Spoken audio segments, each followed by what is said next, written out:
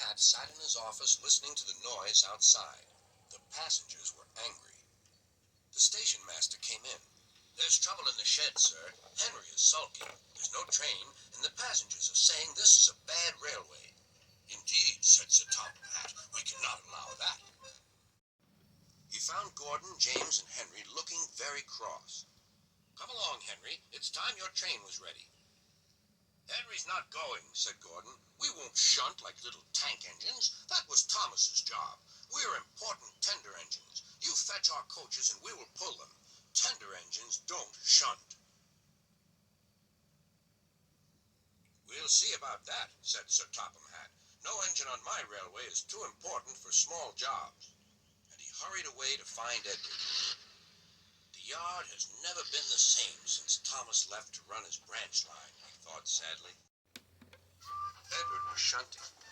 "Leave those freight cars, please, Edward," said Sir Topham Hatt. "I want you to push coaches for me in the yard." "Thank you, sir. That will be a nice change." "That's a good engine. Off you go, then."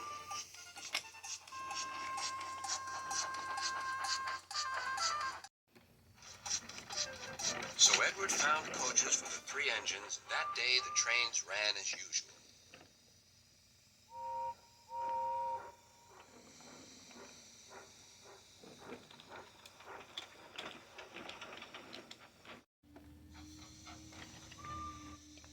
But next morning, Edward looked unhappy. Gordon came clanking past, hissing rudely. "Bless me," said Sir Topham Hatt. "What a noise!" "They all hiss me, sir," answered Edward.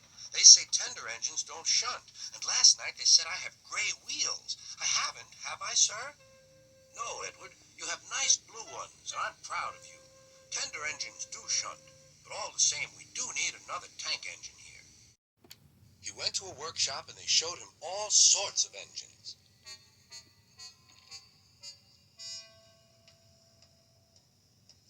At last he saw a smart little green engine with 4 wheels. "That's the one," he thought. "If I choose you, will you work hard?" "Oh, sir, yes, sir." "That's a good engine. I'll call you Percy." "Yes, sir. Thank you, sir." And Sir Topham Hatt Percy back to the yard. "Edward," he called, "here's Percy. Will you show him everything?" Percy soon learned what he had to do, and they had a happy afternoon.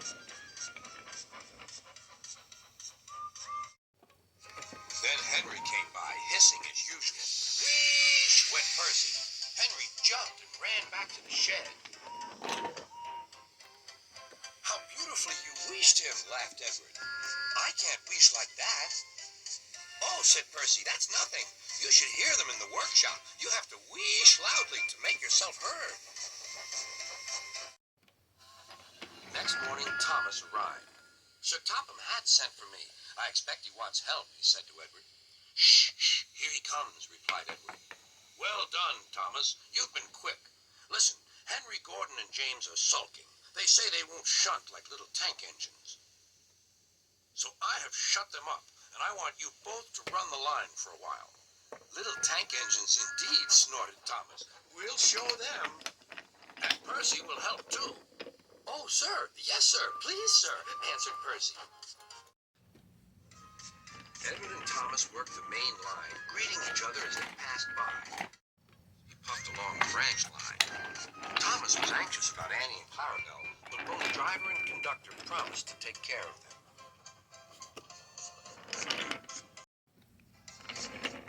There were fewer trains, but the passengers didn't mind. They knew the 3 other engines were having a lesson.